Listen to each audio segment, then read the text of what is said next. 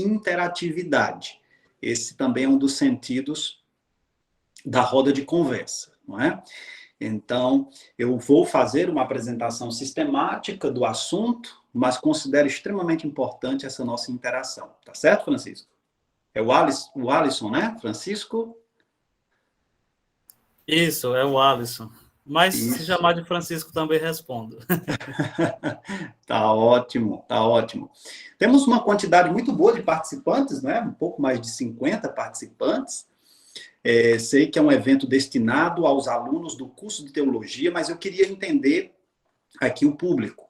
Nós temos alunos do curso de teologia e alunos de outras graduações, da Unicatólica de Quixadá e de outras instituições também, não é isso? Isso, principalmente da filosofia da Unicatólica. Ótimo, ótimo. Então, sejam todos bem-vindos, viu? Bem-vindos, bem-vindas. Então, o título que me foi repassado para essa nossa reflexão foi A Figura do Demônio na Sagrada Escritura. E há pouco o Francisco falava sobre o fato de não se comentar tanto sobre este assunto, não se refletir tanto na experiência acadêmica. E, por sinal, a proposta do tema talvez demonstre isso. Primeiro, porque, na verdade, na Bíblia, nós não temos a figura do demônio como única figura. Nós temos os demônios.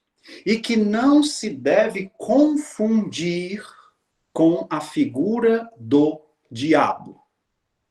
Então, quero começar refletindo sobre o título, porque o título desta nossa roda de conversa já traz um problema terminológico muito comum quando não se estuda sistematicamente esse tema, que é o fato das pessoas confundirem diabo e demônio. Inclusive, como disse, nas Sagradas Escrituras, nós podemos falar no plural, porque existiam, de fato, vários demônios. A Bíblia fala em vários demônios que, por sinal, para apresentar aqui a vocês, só para o Primeiro Testamento, eu tive que categorizá-los em 3 grandes grupos. Em 3 grupos, que vou apresentar a vocês. Mas quero começar, então, com esta correção.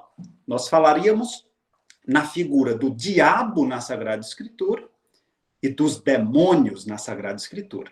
Tá? Vamos ver quais são as diferenças. No geral, a Bíblia em si não apresenta confusão em relação ao diabo e aos demônios, mas muitas vezes nós confundimos. Então vamos, na nossa reflexão, falar sobre isso também.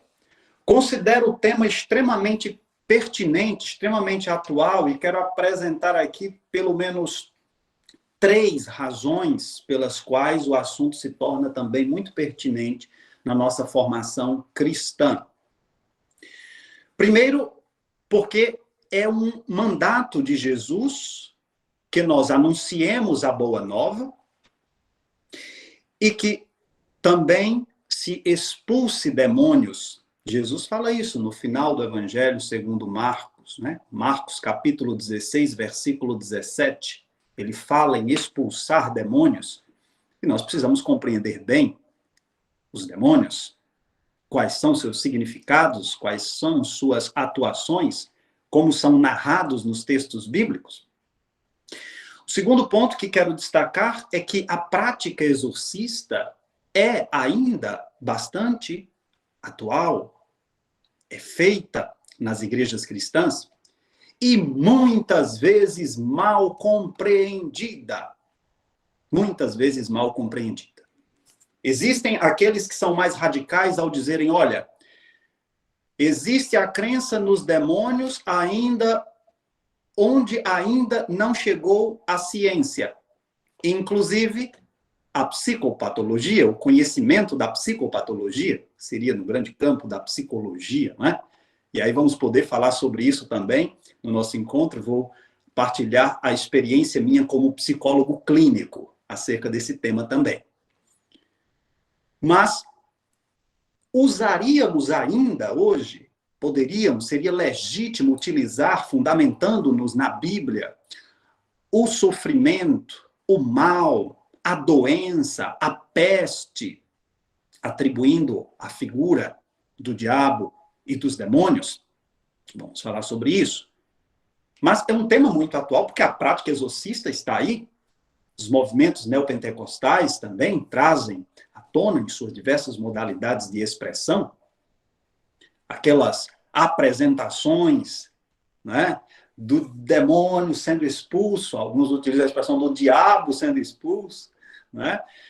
E muitas vezes a gente se questiona acerca da validade, da fundamentação de tais experiências com o uso da Bíblia.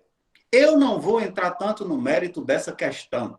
Se está certo, se está errado, não me cabe aqui fazer isso. Esse não é meu papel. Mas, como estou para falar com base no referencial bíblico, então vamos refletir à luz da Bíblia os significados da prática exorcista. Um terceiro motivo que considero bastante pertinente à proposta temática é o fato de que refletir melhor sobre a atuação dos demônios e a atuação libertadora de Jesus em relação aos demônios nos favorecerá entender melhor a atuação de Jesus e os significados da sua prática libertadora. Então, nos oportunizará aprofundar melhor a prática libertadora de Jesus. E, além disso, nós vamos perceber que as forças destrutivas na vida de Jesus foram tão fortes, né, que o seu ser, a sua atuação, se deu também de forma bastante combativa às forças do mal. E, ao final das contas, ele, inclusive, trouxe para nós que devemos também pedir a Deus para que nos livre do maligno, conforme Mateus capítulo 6, versículo 13. Então, o próprio Jesus nos ensina a orar e a lutar contra as forças do mal. Nós temos na figura do diabo a tentativa de uma personificação do mal. O tema que se coloca para nós é um tema difícil, é um tema complexo, que envolve um diálogo interdisciplinar, inclusive, um tema clássico, inclusive na filosofia, o tema do mal. E nós temos o diabo também como esta tentativa de uma personificação do mal. Carl Gustav Jung, em sua Psicologia Profunda, na análise do inconsciente coletivo, partia do princípio da existência dos chamados arquétipos. Aqueles tipos projetados de condições psicológicas universais, em que se tem ali, no símbolo, no arquétipo, uma projeção de necessidades psicológicas fundamentais. E, claro, que existe sobre essa tentativa da personificação do mal muita projeção também de demandas psicológicas humanas que precisam ser bem analisadas. No final, nós vamos ter oportunidade também de falar sobre isso, ok? Então, vamos começar a nossa reflexão partindo da compreensão divina a partir do Primeiro Testamento sobre Satanás e os demônios. Então, vamos falar sobre Satanás e os demônios no Antigo Israel. Primeiramente, no geral, nós podemos entender que a demonologia veterotestamentária é um tanto modesta. Não há uma elaboração pujante, forte, significativa acerca da demonologia no Primeiro Testamento. Uma das razões para isso é porque, olhe que curioso, a teologia israelita atribuía a Deus o bem e o mal, tanto a bênção como a maldição, no sentido de que provinha dele o bem, como também o castigo. Partindo-se do princípio da teologia da retribuição, Deus estaria ali como aquele que premia quem faz o bem, pune quem faz o mal, observando cuidadosamente a conduta humana para lhes dar ao ser humano conforme essa conduta. Um exemplo muito, digamos assim, significativo para esta concepção é o exemplo de Jó. Quando responde, se recebemos de Deus os bens, não devemos também receber os males? Então, observe, a concepção era de que de Deus provinha o bem e o mal. E, inclusive, ele que enviava os espíritos maus, enviava os anjos exterminadores. Quer dizer, então, inicialmente, a concepção era de que tudo vinha de Deus. Não existia uma representação inicial absoluta, né, de um poder do mal absoluto. Não havia. E a forma de se evitar a ira de Deus seria o cumprimento da lei. Aquele que não cumpre a lei está sujeito, então, a ser objeto da maldade humana. Perdão, da ira divina. E, nesse sentido, o texto de Jó, né, vai questionar, inclusive, essa teologia. Aliás, no processo, inclusive, de formação redacional do livro de Jó, nós temos várias camadas, né, textuais, e, inclusive, o Jó dos inícios da narrativa não é o mesmo Jó do núcleo, por exemplo, da narrativa, né? Enquanto a lógica da teologia da retribuição aparece no primeiro capítulo, no segundo, a partir do capítulo 3, nós encontramos a postura de um Jó crítico, que vai, inclusive, questionar esta teologia da retribuição, considerando o agir de Deus também como mistério. E mistério não é aquilo sobre o que nada sei, mas aquilo que quanto mais me aprofundo, mais tenho condição, inclusive, de saborear, de aprofundar de modo realmente inesgotável. Mas o Jó crítico, né, questiona justamente essa teologia da retribuição, colocando, inclusive, muitas dificuldades pelas quais o ser humano passa, né, a própria injustiça humana, a responsabilidade humana. Então, é um livro que, diferentemente do que muitos pensam, questiona bastante a lógica da teologia da retribuição. Nós poderíamos dizer que não é só, claro, no livro de Jó, em toda a Bíblia, há sempre este conflito entre uma teologia da graça e uma teologia da retribuição, enquanto ali uma livre iniciativa de Deus e corresponsabilidade humana, você tem também a apresentação, sim, de um Deus retributivo, inclusive nas páginas do Segundo Testamento. E vale lembrar que a própria morte de Cristo na cruz já indica, não é? Aí acabar qualquer pó de uma teologia da retribuição na medida em que o bendito morreu como maldito. Isso não entra na lógica de um Deus retributivo. Então, a ideia inicial era justamente essa. De Deus vem o bem, de Deus vem o mal. Não havia a ideia de um diabo que tem demônios que lhe servem, não é? E aí, veja, gente, quando nós vamos estudar as Sagradas Escrituras, nós temos que ter muito cuidado com as generalizações. Olha, demônio na Bíblia é isto. Aí apresenta-se um conceito e sai deturpando toda a heterogeneidade textual que a Bíblia apresenta. Fujam disso. Não caia nessa tentação, viu? Porque a Bíblia possui textos com uma heterogeneidade que nos instiga a tentar lançar aquele olhar específico. O que é demônio na Bíblia? É isto. Então, todas as vezes que se usa a expressão demônio, eu lanço tal conceito. Não, gente. Existe uma diversidade de concepções sobre demônio na Bíblia.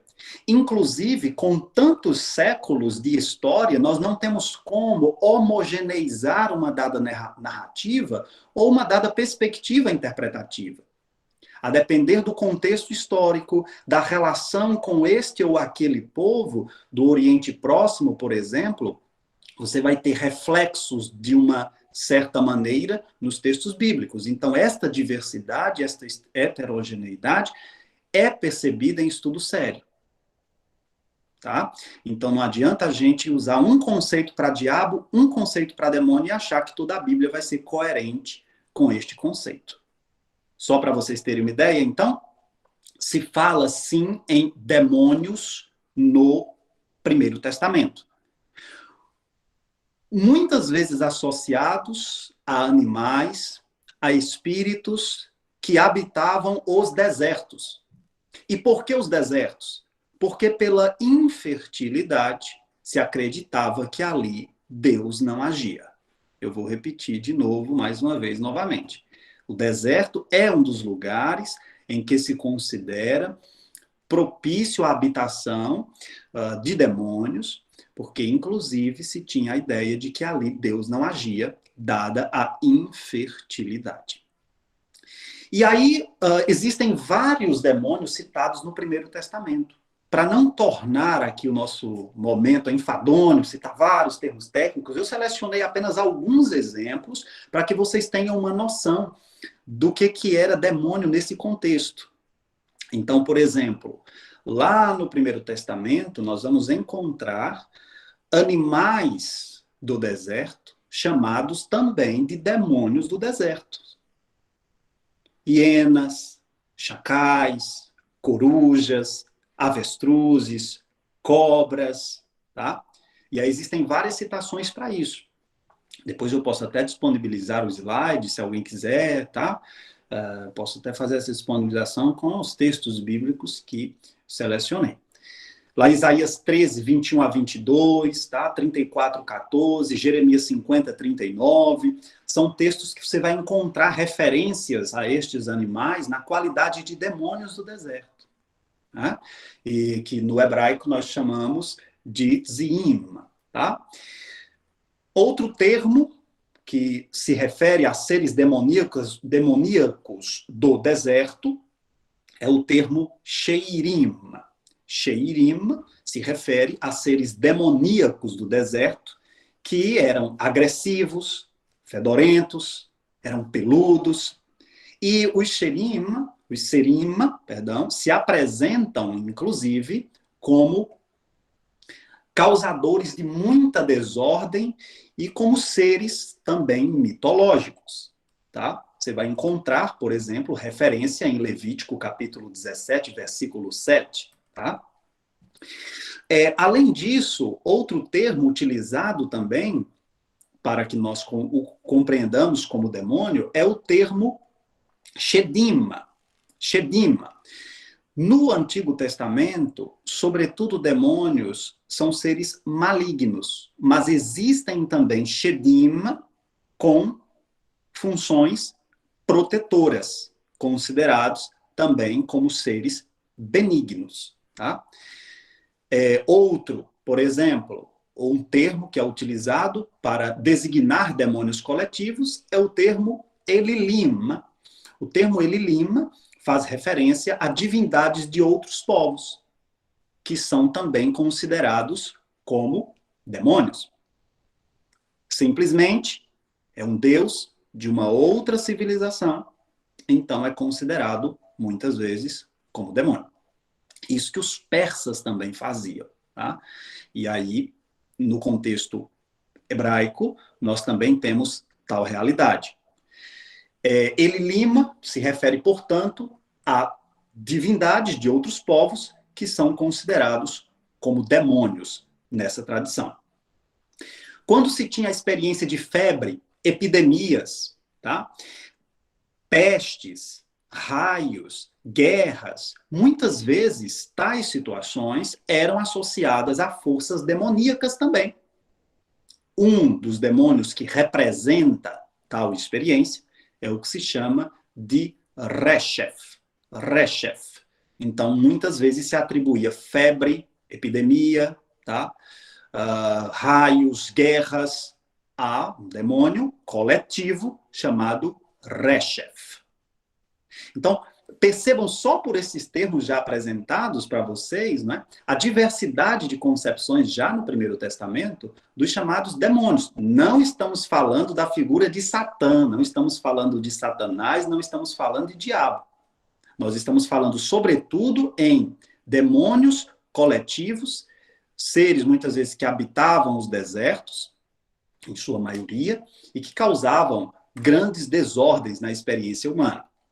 Um outro termo também associado a demônios coletivos de origem síria, que provocava doença, destruição, morte, epidemia também, tá?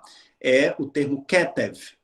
Ketev é também um demônio coletivo gerador dos fatores citados. Ok, gente? Outro, Dever.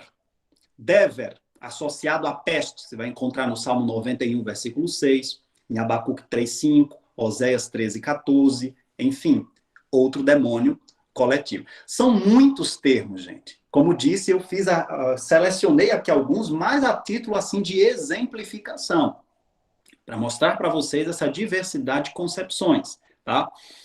Assim como também demônios individuais. Você tem o caso de Lilith, como demônio feminino, está lá em Isaías 34:14. Alguns associam, inclusive, àquela que ameaçava a mulher no momento do parto, inclusive que ameaçava devorar a criança, né, devorar o bebê.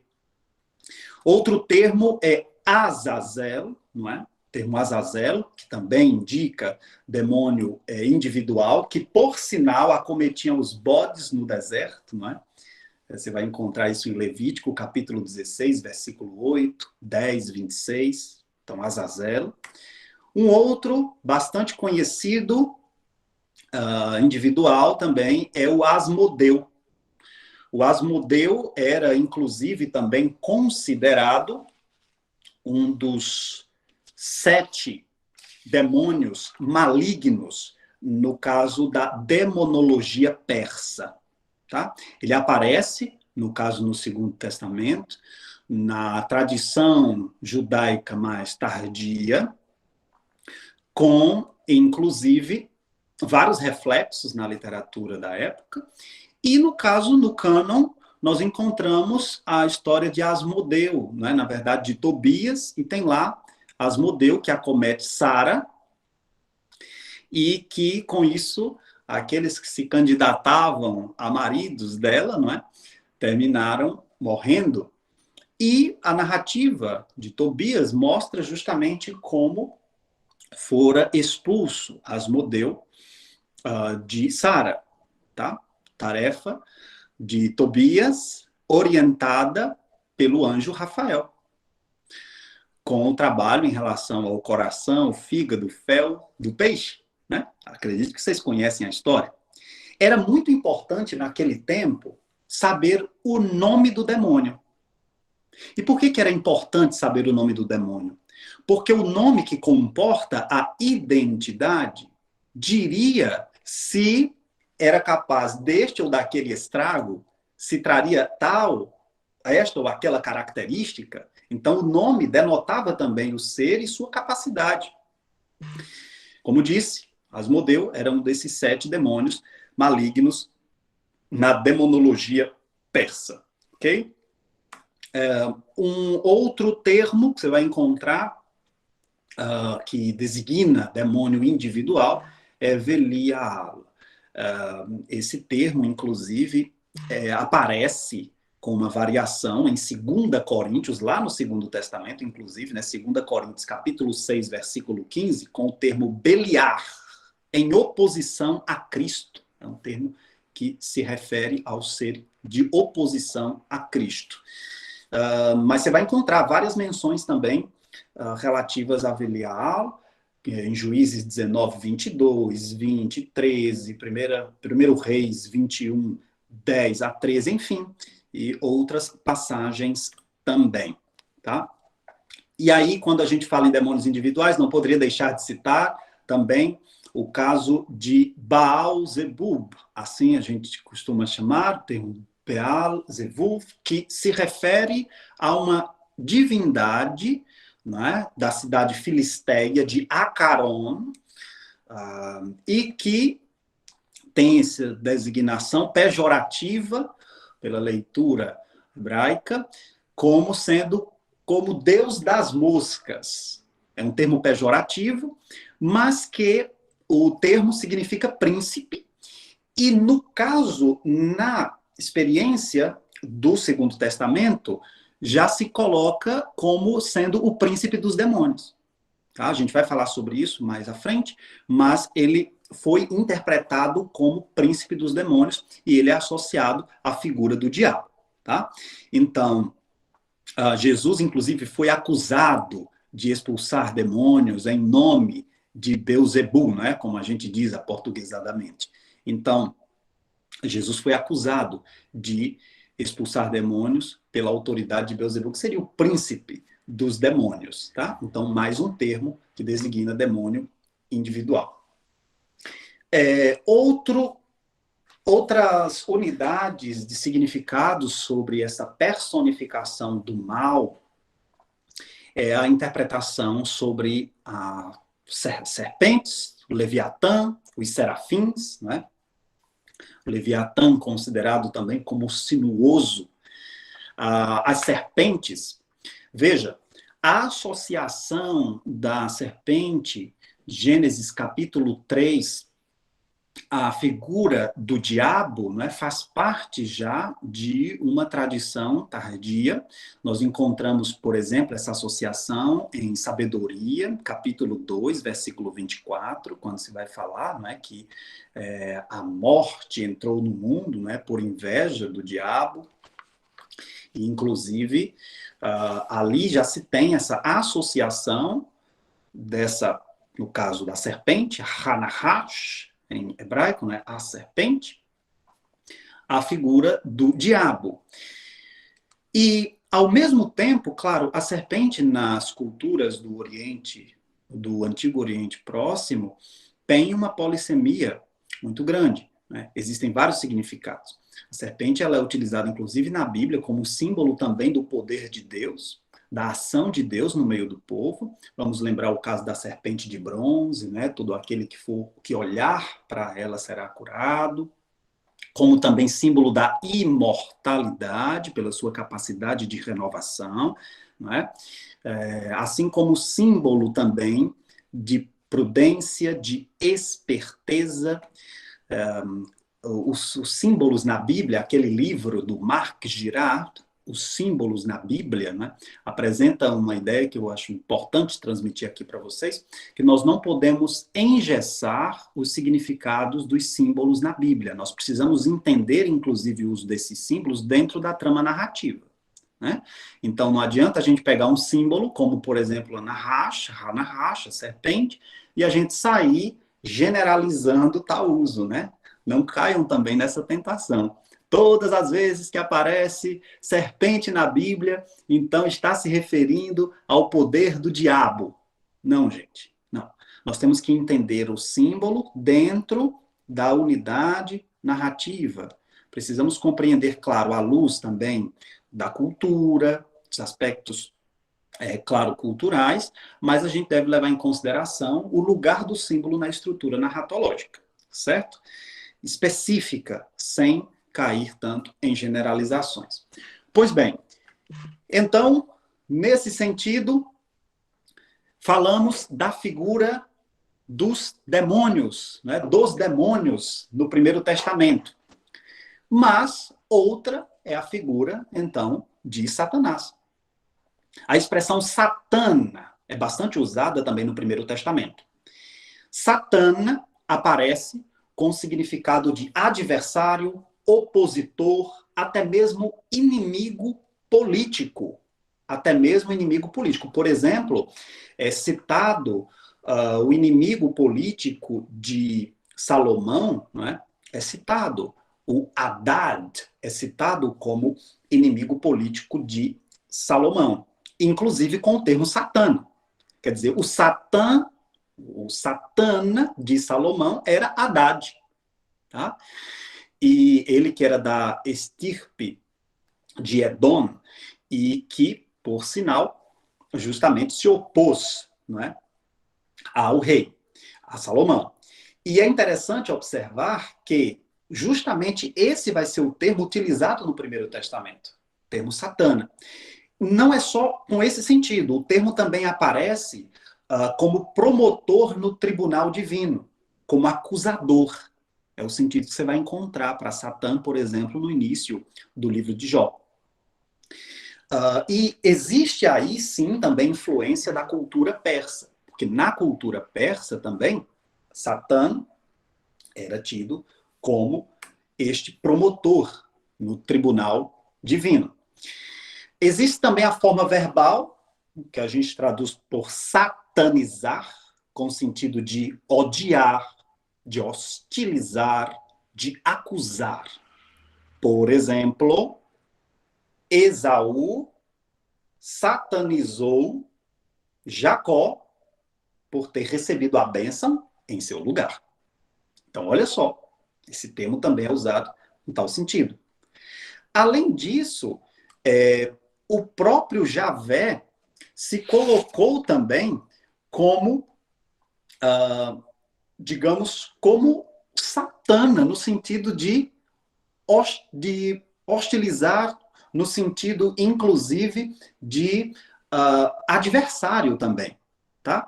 É interessante observar que, por esta lógica, Satã é um termo que tem também funções distintas no Primeiro Testamento. Eu gostaria de colocar para vocês que, nessa situação, né, nós não devemos entender que o Primeiro Testamento absolutiza a força do mal, simbolicamente, na figura de Satã, como nós fazemos em relação a Satanás. Né? Do ponto de vista da influência dos outros povos, nós temos, sobretudo na demonologia, na experiência judaica tardia, nós encontramos influência principalmente da demonologia persa, sobre a qual vou falar agora com vocês, e também da demonologia grega, tá? O helenismo também e a crença nos demônios. Vamos destacar que os judeus tiveram contato com os persas, sobretudo a partir da dinastia Aquemênida, que vai do ano 558 até o ano 330 a.C. E durante o tempo da dinastia Aquemênida, por exemplo, fora adotada a religião de Zoroastro, termo grego para Zaratustra, né? Que viveu no Irã ali, por volta do século VII a.C. Então, um dos princípios básicos do zoroastrismo, por exemplo, é a guerra cósmica entre o bem, representado por Ahura Mazda, e o mal, representado por Angra Mainyu. De uma forma que o bem e o mal no zoroastrismo não são simplesmente referenciais éticos. O bem e o mal se constituem também como forças cósmicas que estão em oposição e que muitas vezes determinam a conduta humana. O objetivo de Angra Mainyu, na cultura persa, no zoroastrismo, seria destruir o mundo criado. E destruir de que forma? De que forma Angra Mainyu destruiria o mundo criado? Fomentando a gula, o orgulho, a indiferença, a cobiça, a ira, luxúria, calúnia, o acúmulo de riquezas. Interessante que é um tema bem atual, né? Porque nas sociedades contemporâneas entendemos que tais realidades são bastante destrutivas. São fomentadoras também de grande sofrimento. No zoroastrismo, esse seria um dos objetivos de Angra Mainyu, destruir o mundo criado a partir destas características citadas. Tá? Há muita influência, sim, da cultura persa na formação religiosa judaica, no desenvolvimento do judaísmo, inclusive, e com repercussões na nossa experiência também cristã. Só para vocês terem uma ideia, uma das frases de Zoroastro, né, era: age como gostarias que agissem contigo. Isso que nós vamos encontrar também expresso na mensagem de Jesus, no Sermão da Montanha, em Mateus capítulo 7, versículo 12, por exemplo. E aí, no que diz respeito à demonologia persa, nós vamos encontrar de influência essa dualidade entre o bem e o mal, a ideia de um juízo final, onde haveria, inclusive, a vitória do bem sobre o mal, né? Angra Mainlio seria derrotado, a ideia também de que um dia as forças do mal serão derrotadas, de uma vez por todas, pela sua principal personificação, que é a figura do diabo. E, além disso, os persas também acreditavam na existência de demônios bons e maus. O que você também vai encontrar no helenismo. O helenismo também exerceu grande influência na formação da demonologia do judaísmo tardio. Só para vocês terem uma ideia, inclusive, falando da existência de demônios bons e maus, né? Os gregos também usavam, inclusive, a expressão eudaimonia, que com certeza que os alunos de filosofia, né, os alunos aqui de teologia, já ouviram bastante essa expressão. Eudaimonia. Eu como bom e daimon como demônio, né? Aquele que tem, no caso, se for literalmente, um bom demônio. Inclusive, a expressão demônio tem também o sentido de gênio, de esperto, né? Talvez alguns de vocês já tenham ouvido esta expressão. E ela vem lá da cultura grega. Demônio como gênio, esperto, tá? Então existiam, eram considerados demônios bons e também maus. Nesse sentido, as principais características da crença dos gregos em relação aos demônios são, primeiramente, observar que eles estão como seres intermediadores entre os deuses que habitam o Olimpo e os seres humanos. Eles intermediam, muitas vezes, essa relação. Segundo os gregos, eles habitam o ar. Habitam o ar. E podem também serem geradores de diversas doenças. Diversas doenças. Tem o poder também de unificação do universo. E quais são os meios para neutralizar a ação dos demônios? Recorrendo-se à magia e à bruxaria. Muitas vezes eles instigavam tais práticas como formas de manipulação e de neutralização das forças demoníacas. Além disso, eles diziam que os demônios eles também estavam sujeitos, como os seres humanos, a paixões. A paixões, tá? Eram seres imortais e uma alma poderia também virar um demônio. É interessante que, por exemplo, quando Paulo esteve pregando lá em Atenas, né? Eles disseram lá em Atos dos Apóstolos, capítulo 17, os gregos atenienses disseram que Paulo era um pregador de demônios estrangeiros. De demônios estrangeiros, tá? É interessante esta colocação, não é? Eles também tinham a característica de atribuir o significado de demônio, termo demônio, a entidades religiosas estrangeiras. E, ao mesmo tempo, também, nós podemos dizer que houve uma grande influência do helenismo na concepção demoníaca no Primeiro Testamento. Inclusive, levando-se em consideração que, durante um bom tempo, a formação de textos bíblicos se deu sob dominação seleucida, período helenístico, e que, inclusive, esse dualismo grego vai se manifestar também em relação às forças do bem e do mal, tanto em textos do Primeiro quanto do Segundo Testamento, certo?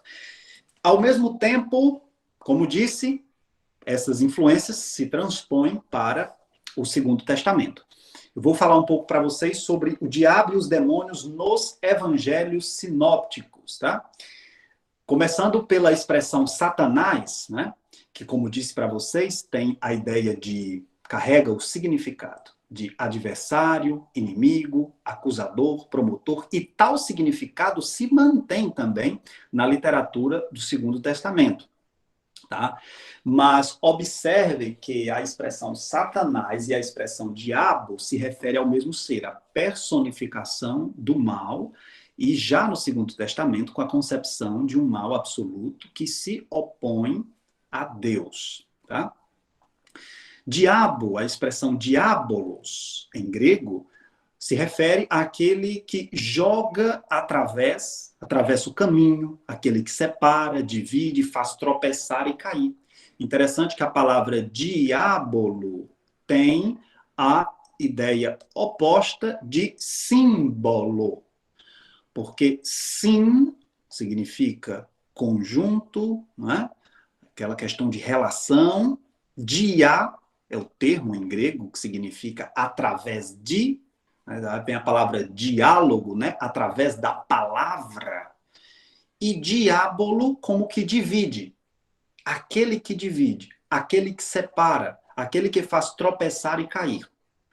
No Segundo Testamento também nós vemos uma grande diferenciação entre diabo e demônios, onde você tem na figura do esta representação do mal, aquela personificação do mal que se opõe a Deus. E no caso dos demônios, diversos seres que causam desordem, peste, fome e diversas doenças que Jesus cura e que são apresentadas, inclusive, como doenças cuja origem realmente seria demoníaca. Vamos dar aqui um exemplo. Quando a gente encontra a narrativa, quando a gente lê aí a narrativa da cura da sogra de Pedro,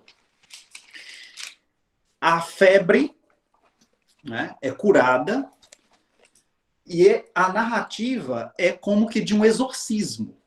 Você vai encontrar em Marcos, capítulo 1, versículo 29 até o versículo 31, você vai encontrar esse texto. E logo ao sair da sinagoga, foi à casa de Simão e de André, com Tiago e João. A sogra de Simão estava de cama com febre, e eles imediatamente a mencionaram a Jesus. Aproximando-se, ele a tomou pela mão e a fez levantar-se. A febre a deixou e ela se pôs a servi-los. Interessante que Jesus repreende a febre a deixa, como se fosse um espírito mau que tivesse acometido a sogra de Pedro. Tá? A cura da febre da sogra de Pedro dá também essa conotação de um exorcismo. Tá? E, claro, como não havia o conhecimento dos vírus, das bactérias, então nós entendemos que o discurso sobre os demônios também, não exclusivamente, nem todos, como disse, muito cuidado com as generalizações, mas em muitos textos, a origem de diversas doenças é associada a espíritos malignos, a demônios. Então, ora, nós não conhecemos vírus e bactérias, então dizemos, está com o demônio. Entende? Ao mesmo tempo também, transtornos mentais, você vai encontrar Marcos capítulo 5, nós vamos aprofundar esse texto daqui a pouco, Marcos capítulo 5, do versículo 1 ao versículo 20, que narra a história do endemoniado de Gerasa. Então, uma pessoa que provavelmente é narrado como alguém que tinha um transtorno mental. O texto fala, depois do exorcismo, né, de que ele estava em sã juízo agora. Alguém que estivera em uma experiência de transtorno mental, por exemplo. Tá? Então, não sabemos a origem daquele problema, aquela doença. Na verdade, sabemos, porque nós atribuímos a figura do demônio. Tá? Então, foram várias doenças que foram também atribuídas a ele. No caso ainda da figura do diabo, ele também é significado, no Segundo Testamento, com o termo maligno. Tá? Você vai encontrar isso, inclusive, na oração que Jesus ensinou, como citei, Mateus capítulo 6, versículo 13, livra-nos do maligno, que é chamado poneru, né? E tem o mesmo sentido de diabo, de Satanás, né? E que pode também indicar a origem do espírito mau, que seria o espírito maligno. Tá? Um outro termo que é também associado ao diabo é o termo Beuzebu, no Segundo Testamento, que é justamente o que eu falei para vocês, a divindade da cidade filisteia de Acaron, que literalmente significa príncipe, e que é considerado o príncipe dos demônios. Outro termo também associado ao diabo é o termo Dracon, que vai aparecer, inclusive, no livro do Apocalipse, tá? E a imagem que identifica Satanás, o diabo, ou a antiga serpente, certo? Então, quem são os demônios e como eles agem, gente? No caso do Segundo Testamento, são seres que provocam vários tipos de desordem. Desordem física, desordem mental. São os termos utilizados, inclusive, para explicar a origem do mal. Quero lembrar a vocês que o semita oriental antigo tinha o tema do mal como um tema bastante abstrato, como nós também o temos, mas que eles, na sua cultura, apresentavam um tema abstrato a partir da narrativa.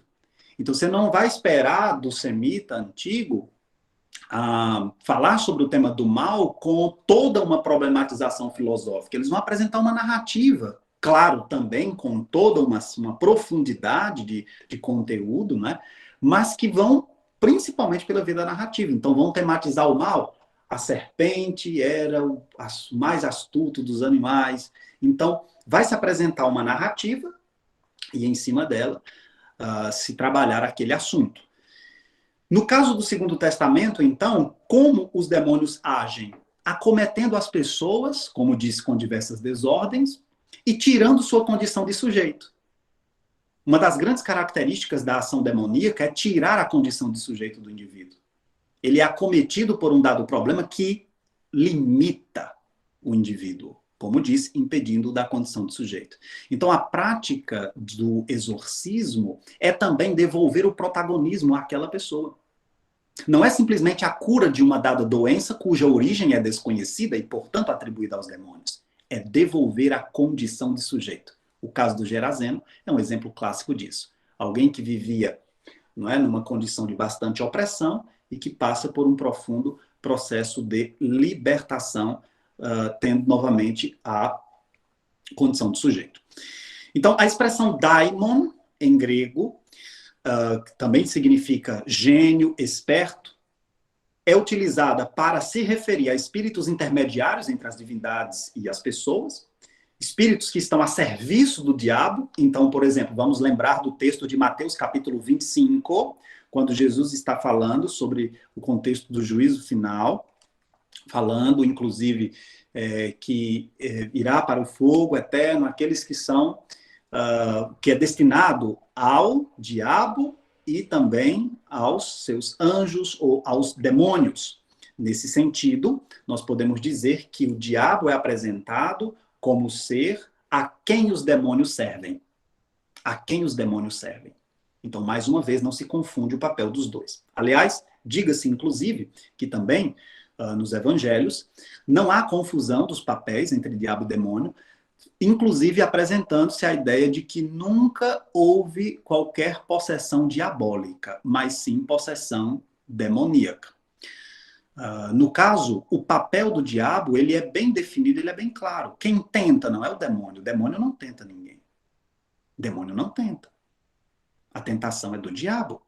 Por exemplo, em Mateus capítulo 4, se fala na tentação de Jesus, que foi protagonizada pela figura do diabo e não do demônio. Professor, mas eu estou aqui com uma Bíblia que está usando o termo, dizendo que foi o demônio que tentou Jesus. Provavelmente você esteja com a Bíblia Ave Maria. A Bíblia Ave Maria fez a tradução do termo diabolon para daimon. E aí, Ave Maria. Não é uma tradução adequada, tá certo? Então, corrija aí se você estiver com a Bíblia Ave Maria. No contexto de Mateus 4, na narrativa de Mateus capítulo 4, traduz erroneamente o texto, que é diabolon, coloca-se o termo daimon, se confunde por daimon, não é? E se utiliza a expressão demônio. Mas não há narrativa de possessão diabólica no Segundo Testamento, mas sim possessão demoníaca. E aí você poderia dizer, professor, mas temos contradições aí, viu? Porque, por exemplo, Jesus disse para Pedro, lá em Mateus 16, né? Afasta-te, Satanás, pois os teus pensamentos são pensamentos dos homens, né? E interessante notar que Jesus não está dizendo literalmente que Pedro estivesse possesso, mas que o seu pensamento não estava de acordo com o projeto de Deus, quando Jesus falara da sua morte, não é? E, nesse sentido, podemos observar que, mais uma vez, se sustenta a ideia de que não há possessão diabólica no Segundo Testamento. Mesmo quando se fala que Judas também agiu em função da ação do diabo, mas não se está falando de possessão diabólica. No Segundo Testamento, na Bíblia, só se fala em possessão demoníaca, se referindo a demônio, sobretudo como estes espíritos que estão a serviço do diabo, que atormentam as pessoas, que causam males físicos e psíquicos, desgraças, sofrimentos, que fomentam doenças, e muitas vezes essa causa era desconhecida. Então, exemplos de doenças, né? A febre, conforme eu falei, a cegueira, a mudez, não é? A doença na coluna, conforme os textos que foram aí citados, né? Como disse para vocês, essas doenças são associadas a essas forças espirituais maléficas, surdez, epilepsia, né? A epilepsia, por exemplo, só foi descoberta no século XIX. Quer dizer, então, você observa que uma pessoa tinha um ataque epiléptico e ela podia muito bem ser considerada como alguém que tinha uma possessão demoníaca. O interessante observar, gente, que a prática do Jesus exorcista se refere, como disse para vocês, muito mais do que simplesmente tirar ali aquele sujeito da influência de uma força espiritual maléfica, mas sim devolver-lhe a condição de sujeito.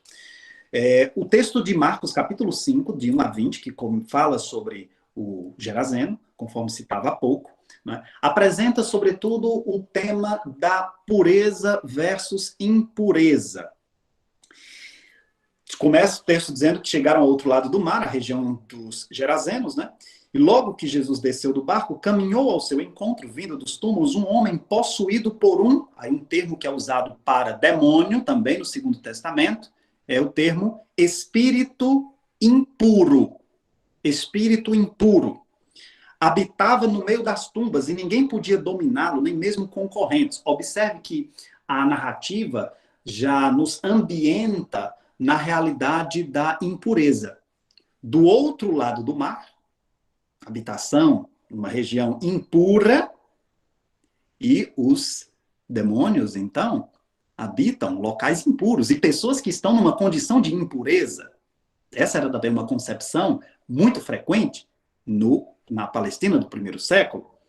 Tá?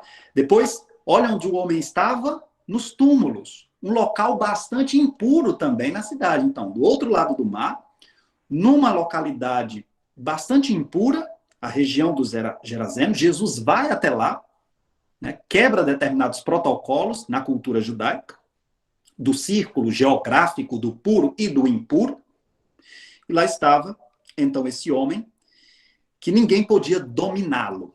Alguém com um transtorno mental que não era possível dominar. E aí, muitas vezes, as pessoas já tinham prendido com grilhões, algemas, mas ele arrebentava os grilhões e estraçalhava as correntes, e ninguém conseguia subjugá-lo. E aí, sem descanso, noite e dia, perambulava pelas tumbas e pelas montanhas, dando gritos e ferindo-se com pedras. Ao ver Jesus de longe, correu e prostrou-se diante dele. Sutileza interessante da narrativa. Um homem muito forte, que ninguém conseguia amarrá-lo, ninguém conseguia prendê-lo, viu Jesus de longe e se prostrou. Aquele tão forte, incontrolável, vê Jesus de longe e se prostra. Então, mostra-se aí a força, o poder de Jesus, que também se apresenta como exorcista. Ao ver Jesus de longe, versículo 6, correu e prostrou-se diante dele, clamando em alta voz: que queres de mim, Jesus, filho do Deus Altíssimo? Conjuro-te por Deus que não me atormentes. Com efeito, Jesus lhe disse: sai deste homem, espírito impuro. E aí tem algo no processo redacional que pouca gente observa. No versículo 9, Jesus tem um diálogo com ele. O cume, o clímax, o auge nos rituais de exorcismo antigos era quando o exorcista emitia a ordem: sai, espírito imundo. Ele dava a voz de comando para sair, né? E aí entendia-se que havia a libertação do indivíduo. Neste caso, Jesus emite a ordem: sai deste homem espírito impuro, versículo 8. E no versículo 9, Jesus tem um diálogo ainda com o endemoniado. Veja, no processo de formação deste texto, provavelmente aqui nós temos duas peças narrativas distintas que foram aí associadas, porque essa segunda unidade semântica, desta segunda parte do texto, que inicia no versículo 9, como disse, uma peça independente, passou a ser associada com uma conotação, agora também, político-social. Veja, Jesus pergunta qual o nome. Qual o seu nome? Qual o seu nome? Né? E por que perguntar o nome? Eu falei para vocês, isso que inclusive também era comum nos rituais de exorcismo da época. Saber o nome já dizia muita coisa, não é? Saber o nome do demônio, porque denotaria o estrago, talvez, que ele seria capaz de fazer, não é? E tudo. Então, qual o seu nome? Respondeu-lhe: Legião é o meu nome, porque somos muitos, não é? Em grego, legion onomamoi hot poloi esmen. Legião é o meu nome, porque somos muitos. O termo legião não era um termo estranho àquela cultura, uma vez que no contexto greco-romano, legião denotava o exército, inclusive instrumento utilizado para persuadir, para perseguir, para a imposição da ideologia imperial. Veja, aquilo que estava tirando a condição de sujeito do Gerazeno era também a vivência de uma condição de opressão advinda da coercitividade exercida pela legião romana. Então, rogava-lhe insistentemente que não mandasse para fora daquela região. Ora, havia ali, pastando na montanha, uma grande manada de porcos. Rogavam-lhe então os espíritos impuros, dizendo: manda-nos para os porcos, para que entremos neles. E por que porco? Desde o início da narrativa se está fazendo uma associação entre ambiente impuro, realidade impura e habitação dos espíritos impuros. E Jesus apresentando como aquele que liberta, inclusive daquelas que são as personificações deste mal e a institucionalização deste mal advindo do exército romano e advindo das instituições que tiram a condição de sujeito dos indivíduos. E aí os espíritos saíram, né, entraram nos porcos e a manada, cerca de 2.000, se arrojou no precipício abaixo e se afogaram no mar. Os que apacentavam fugiram e contaram o fato na cidade e nos campos, né? E é interessante que ele recupera o seu juízo, sua consciência, sua capacidade de discernimento, de julgamento. Portanto, gente, essa segunda peça narrativa provavelmente tenha sido colocada em associação a esta ideia de que também se tem a personificação do mal nas instituições que oprimem e tiram o protagonismo das pessoas. Tá? Jesus esteve sempre em confronto com as forças do mal. O processo de cura e libertação de Jesus denota isso. O Jesus histórico, como afirma Vailat, 2011, na página 90, o Jesus histórico atuou como exorcista, como médico itinerante, assim como seus contemporâneos. Ele atribuía a demônios a causa das enfermidades do corpo e da mente. E aí a cura consistia justamente na expulsão do intruso. As expulsões dos demônios e as curas de diversas doenças são vistas, então, como a mesma coisa para o homem daquela época. E isso que, como disse, né, já estava presente também nas culturas de outros povos. No Evangelho segundo João, Jesus é acusado de estar possesso, né? É apresentada a narrativa de que Satanás teria entrado em Judas, Judas teria tramado contra Jesus em função da influência de Satanás. O diabo Judas é também chamado de diabo, não é? Quando se há discussão sobre os judeus como filhos de Abraão, e todo aquele discurso apologético de um círculo social da pureza, Jesus coloca que os judeus, inclusive, ali naquele contexto de diálogo, né, de Jesus, como filhos do diabo, vocês são filhos do diabo, então ele radicaliza, inclusive, né, o uso dessa expressão atribuídas a eles, tá? Então, por algumas vezes é apresentado como aquele que inspirou Judas a fazer o que fez, como disse.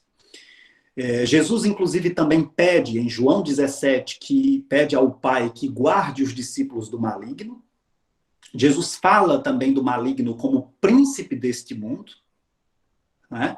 Inclusive que está julgado.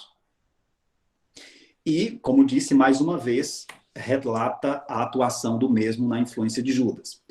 No caso, também em Atos dos Apóstolos, a figura do diabo aparece como associado à mentira, no caso de Ananias e Safira, Atos dos Apóstolos, capítulo 5, versículo 3. Fala-se também no exorcismo demoníaco da jovem escrava de Filipos, você vai encontrar em Atos 16. O exorcismo também de um homem violento, provavelmente com um transtorno mental, não é? Demônios que também são associados a doenças, Atos 5:16, Atos 8:7. Eu não vou poder aprofundar texto por texto, vocês veem que o assunto é realmente muito vasto, então eu estou realmente passando de forma objetiva, porque esse é o objetivo mesmo aqui, é da gente fazer uma apresentação panorâmica e a partir do que vocês forem me demandando a gente aprofundar.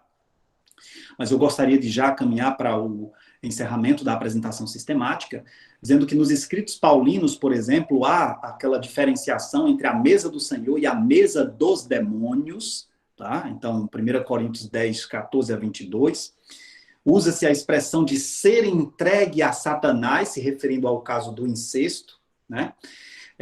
Também se fala na esperança de que Deus vai esmagar Satanás, né? E que as mulheres sejam respeitáveis, não ajam como o diabo, não promovam divisão, né?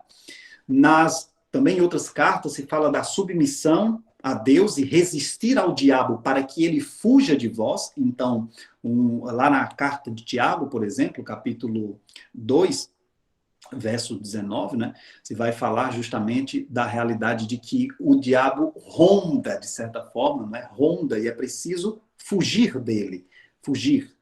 Estais sempre alertas e vigilantes, pois o adversário, o diabo, como um leão que ruge, anda rondando à procura de quem devorar, 1 Pedro, né?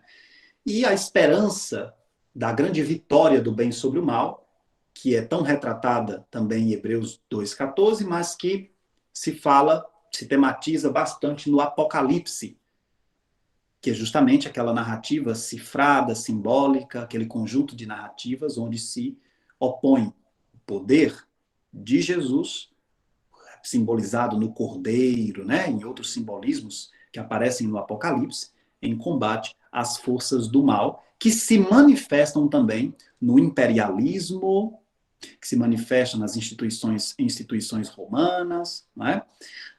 Enfim. Então, a descrição dos poderes satânicos está ali feita através de símbolos como a besta, a prostituta, o dragão, a Babilônia, cada um com uma unidade semântica e com um significado realmente específico, não é? A besta, relacionada à figura do imperador, a prostituta, como relacionada à cidade de Roma, você vai encontrar isso em Apocalipse capítulo 17, por exemplo, e o termo prostituta evoca também o discurso profético de denúncia à idolatria, tá? Você vai encontrar isso, inclusive, no profeta Oséias, por exemplo, tá? A figura do dragão, né, associada também à antiga serpente, a Babilônia como a cidade de Roma, que representa aquela cidade centro do domínio imperial. Tá? Também no Apocalipse nós vamos encontrar a concepção de que os demônios representam e se vinculam à mentalidade, à cultura e ao comportamento de opressão advindo dos governantes e das estruturas imperiais. E, claro, a grande esperança apocalíptica é a vitória do bem sobre o mal. A vitória do Cordeiro de Jesus sobre o diabo e os seus seguidores. Apresentação sistemática feita. Por conclusão, não devemos generalizar os significados de diabo e demônios na Bíblia. Existe uma história do uso destes termos, destes conceitos, ao longo de toda a Bíblia.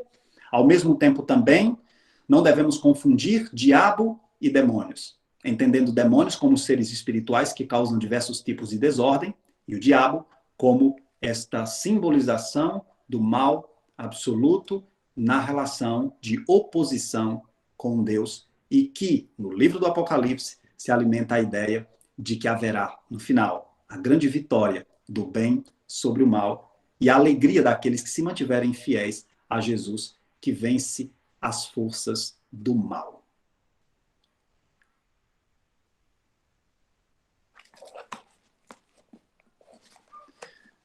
Vou abrir espaço, Francisco, agora para a interação. Pronto, depois desta exposição belíssima, creio que nossos discentes, como também todos aqueles que estão nos acompanhando, ficaram lisonjeados diante de tão grande conhecimento, né? Então, aqueles que desejarem fazer uma pergunta, ou tem alguma inquietação sobre algum tema que deseja aprofundar, fique à vontade.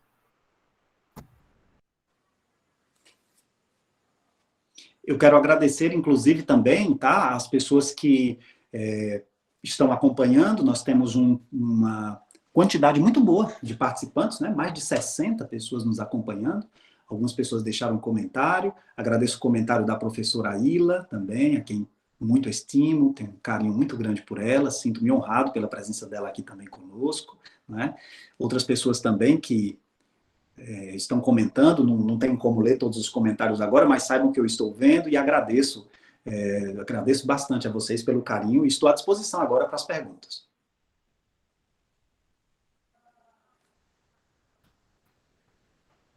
Pronto, então as perguntas começam já a surgir, né? Então, o nosso discente do curso de Teologia, o Wellington Formiga, faz a seguinte pergunta. É possível falar de uma mudança do entendimento do termo diabo, demônio, entre o Antigo e o Novo Testamento? Se sim, qual a principal característica dessa mudança?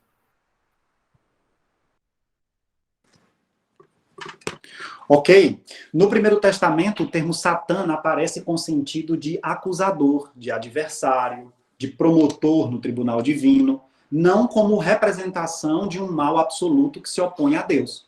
Já no Segundo Testamento, nós temos essa concepção.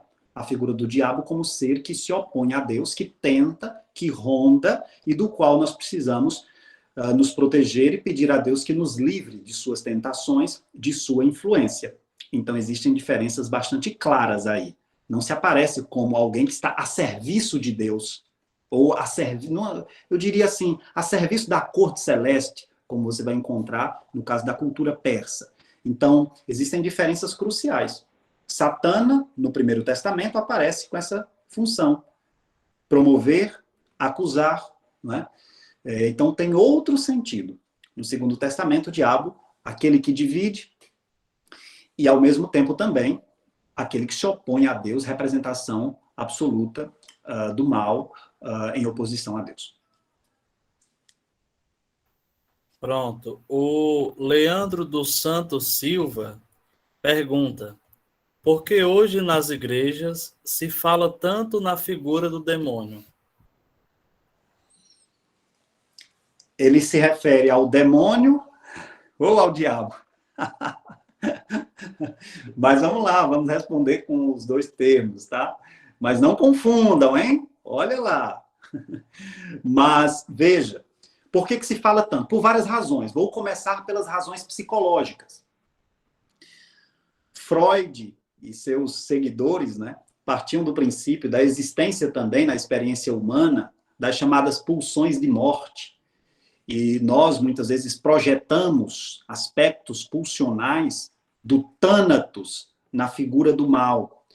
Nós projetamos, inclusive, nossa ira, nosso desejo de vingança, às vezes, das pessoas, né? Nós projetamos na figura do mal várias características que muitas vezes dizem respeito às nossas angústias e insatisfações. Depois, existe ainda o discurso atrelado da teologia do medo, atrelado na teologia do medo, onde as pessoas constroem uma imagem bastante punitiva de Deus, mas, ao mesmo tempo, também, discursos sobre o diabo que terminam fazendo com que muita gente passe a ter muito medo da figura do diabo, colocando este medo como critério de conversão. Eu vou me converter para não ser objeto do diabo, eu vou mudar de vida para não ser punido eternamente, não é? E muitos pregadores hoje utilizam também da figura do diabo como forma também de amedrontar, né? E, por outro lado, existem aquelas pessoas que também utilizam várias interpretações sobre a figura do diabo para se livrar de determinadas responsabilidades que lhe cabem. Outros também atribuem muitas coisas, muitas dores, muitas angústias, desafios ao diabo, né? Atribui a ele, ou aos demônios, por desconhecer também as origens daqueles problemas, ou como lidar mesmo com aqueles problemas. Vou dar aqui um exemplo, gente. Uma pessoa que tem uma dada psicopatologia, como, por exemplo, uma esquizofrenia, dependendo do tipo de esquizofrenia, pode ter manifestações comportamentais bastante atípicas, e uma pessoa que desconhece de psicopatologia pode fazer uma atribuição ao demônio, à origem daquele comportamento, daquele transtorno mental. Tá? Quando, na verdade, essa pessoa não conhece, claro, a atuação da dopamina no sistema nervoso. A dopamina é um neurotransmissor responsável pela alteração sensoperceptiva. Tanto que a esquizofrenia é considerada como síndrome dopaminérgica. E quando o paciente começa a tomar antidopaminérgico, muitas vezes ele melhora, ele consegue diminuir a dificuldade sensoperceptiva, a alteração sensoperceptiva. Eu tenho pacientes nessa condição. Isso não significa dizer, tá, que diabo não tenha o seu lugar na reflexão teológica, tá certo? Mas nós precisamos entender também que se fala ainda, muitas pessoas falam também em atribuição de comportamentos atípicos a diabo e aos demônios, muitas vezes também por desconhecer a origem de tais comportamentos, que em alguns casos se dá pela neuroquímica cerebral.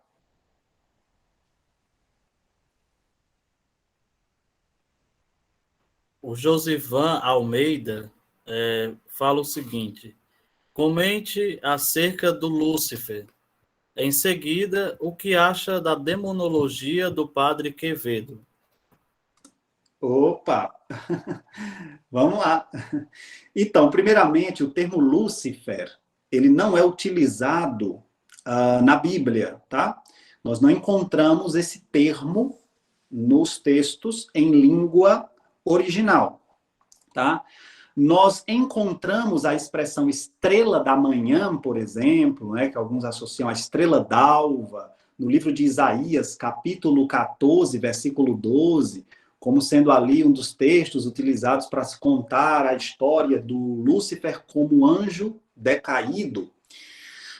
Mas eu quero dizer para vocês que o termo Lúcifer, ele foi trazido principalmente a partir da tradução da Bíblia Vulgata, a tradução para o latim por São Jerônimo, né? E esse termo Lúcifer seria o sentido seria aquele que carrega a luz, aquele que carrega a luz. Mas não existe essa expressão no caso dos textos bíblicos, tá? A gente não encontra.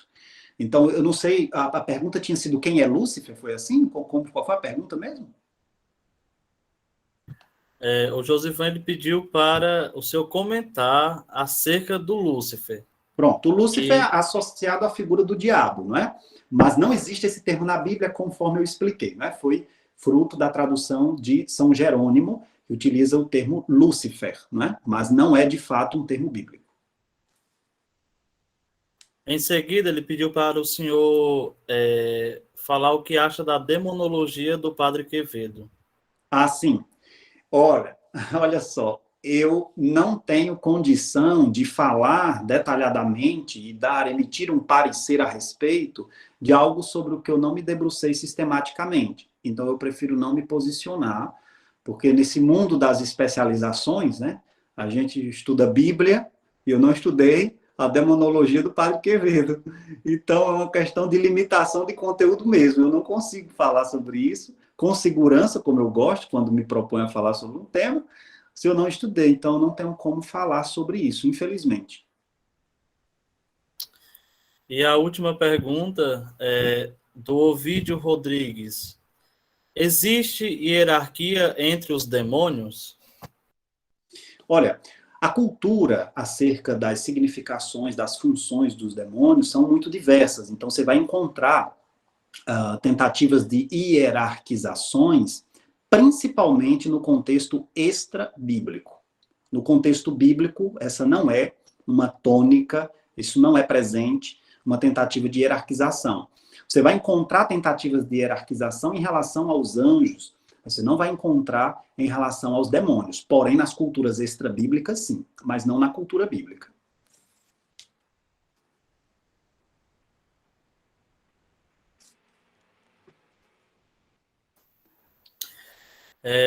Então, agradecemos todos aqueles que participaram por meio das perguntas. Creio que todas elas foram bem respondidas, né? Então, quero convidar o nosso coordenador do curso, o professor Dr. Rude Albino, para transmitir uma mensagem para todos nós que aqui estamos. Todos me escutam? Sim. Minha saudação a todos. Eu deixei aqui o Francisco Alisson, que é o promotor, em nome do centro acadêmico deste evento, que fizesse a abertura, a acolhida, também para dar assim, uma ênfase ao protagonismo dos nossos alunos, do nosso corpo discente, na organização de eventos e iniciativas que vêm enriquecer o nosso curso.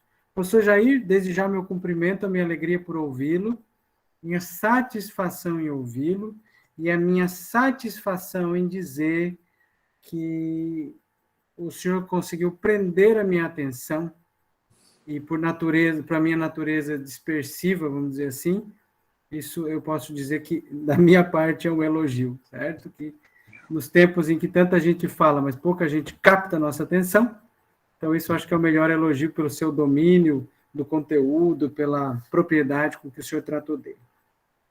1984, para ser preciso, quando o Vittorio Messori entrevistou o cardeal Ratzinger, eles publicaram este livro aqui, A Fé em Crise, o cardeal Ratzinger se interroga, na verdade o título original é Rapporto sulla Fé, do relatório sobre a fé, já fica o merchan aqui, eu vou publicar daqui a um pouco, dentro de alguns dias, né, o pré-lançamento desse livro, que vai voltar a ser editado, e lá ele dizia: do diabo, disse alguém, acaba-se sempre ou falando muito demais, ou falando muito pouco.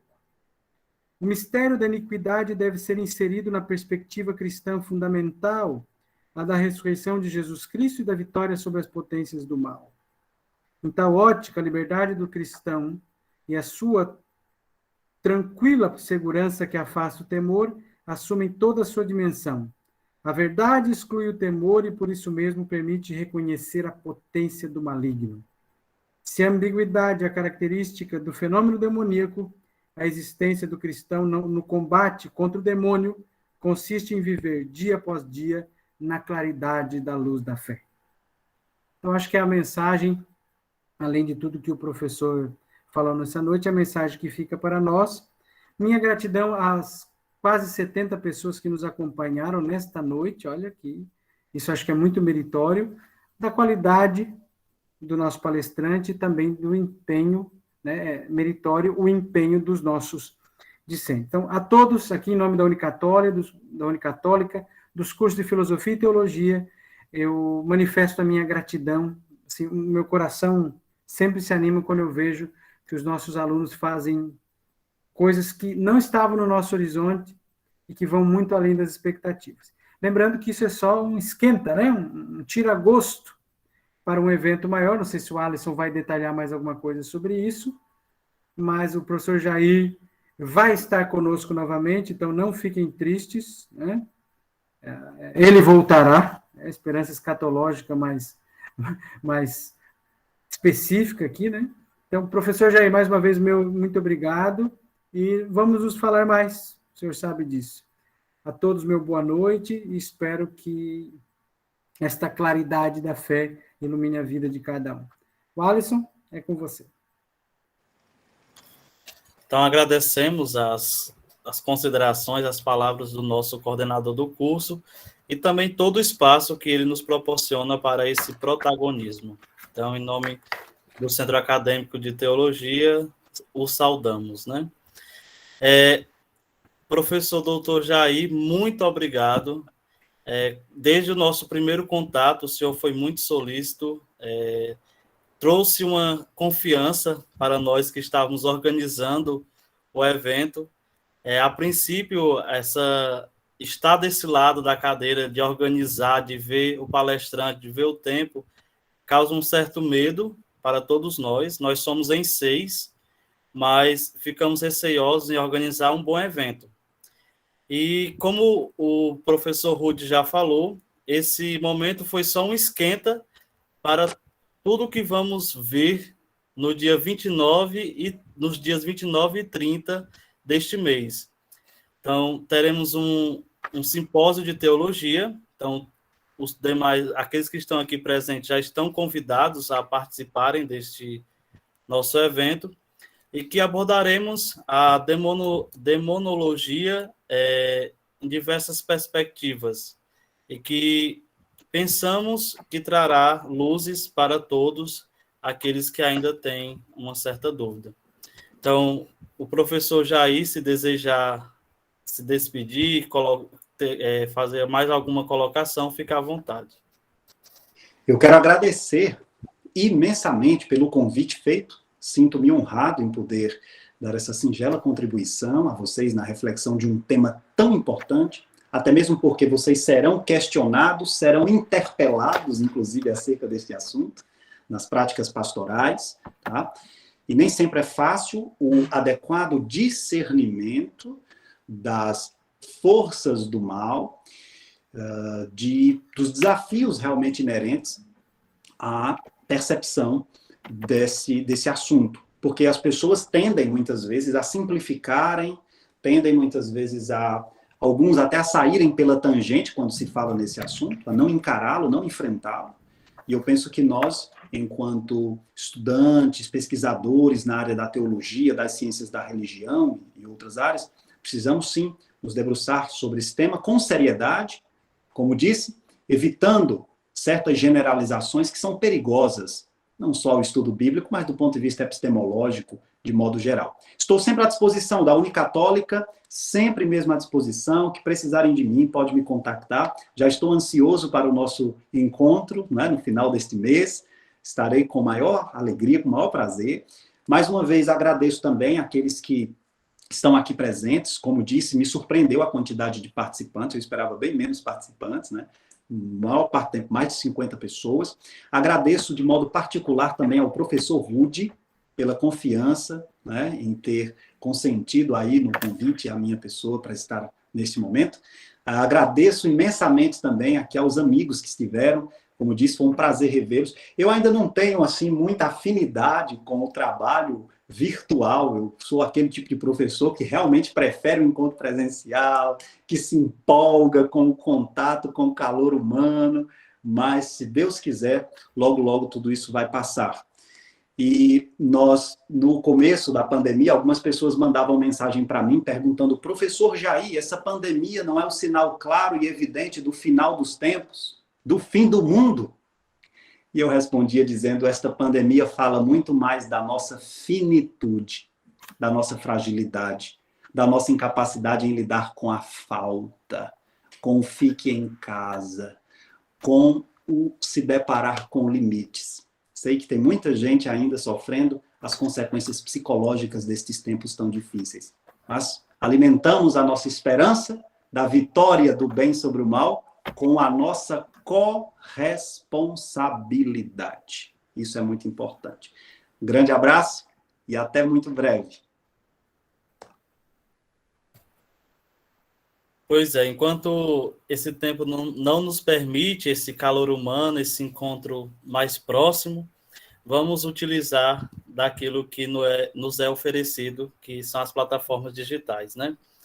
Então, mais uma vez, agradecer ao senhor, professor Jair, como também ao nosso coordenador do curso, Rude Albino, e também todos aqueles que prestigiaram o nosso evento, aqueles que estão visitando a Católica de forma virtual, né?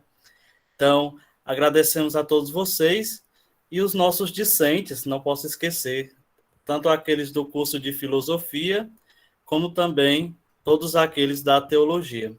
Muito obrigado pela participação e aqueles que são externos da instituição e desejarem a certificação deste evento, manda um e-mail para aquele e-mail que foi colocado aí no chat, que lá trataremos de como obterem a certificação. Aos alunos da Unicatólica, o CA de Teologia já fez toda a relação dos participantes e receberão em breve a certificação. Muito obrigado a todos, e nós do Centro Acadêmico de Teologia esperamos todos nos dias 29 e 30 de novembro para o nosso grande simpósio de teologia da Unicatólica de Quixadá. Muito obrigado.